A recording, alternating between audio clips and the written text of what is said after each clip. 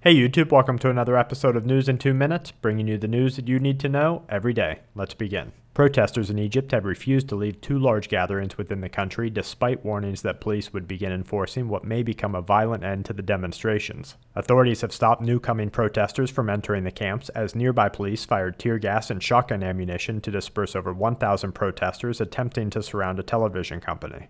3 suicide bombers have detonated an explosives-filled car at an Indian consulate in Afghanistan early this morning. Security forces, noticing the impending attack, began firing on the militants who triggered an explosion, killing at least 9 people, injuring dozens more, and shattering nearby windows and walls with the shockwave. 2 healthcare workers treating patients with the MERS coronavirus have contracted the disease in Saudi Arabia. The nurses developed symptoms within days of exposure and add to a third reported case in a 67-year-old woman who is currently hospitalized in serious condition with the disease. We'll have more on the Middle Eastern respiratory syndrome soon in an upcoming interview with a prominent virologist on the subject as we pilot a new segment where we question experts in varying fields about the things that you need to know.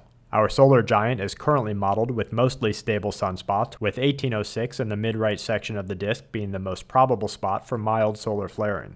In other space news, as we eagerly await new data regarding Comet Ison, NASA has updated video to show that they have spotted the first meteor in the Perseid meteor shower, which will peak around August 12th of this year as Earth passes through a stream of dust and debris left in the wake of Comet Swift-Tuttle. Researchers from the University of California, Santa Cruz and North Arizona University have discovered that white nose syndrome, a fungal infection that has killed an estimated 10 million U.S. bats, is moving eastward across the U.S. In another study published early this year, scientists have determined that current death rates among colonies suffering from the disease may lead to an extinction of multiple species of bats in the coming years. And to wrap things up, India continues to endure moderate tremors, with many residents asking if a larger earthquake is coming. Extreme temperatures in Alaska are killing both wild and hatchery salmon. Authorities in New Zealand are recalling dairy products that may cause botulism. And rebel fighters in Syria have reportedly seized a large weapons depot near Damascus. And that's it for this episode of News in 2 Minutes. Check back tomorrow for more news that the aware need the most. This week's News in 2 Minutes is brought to you by TSHTFplan.com,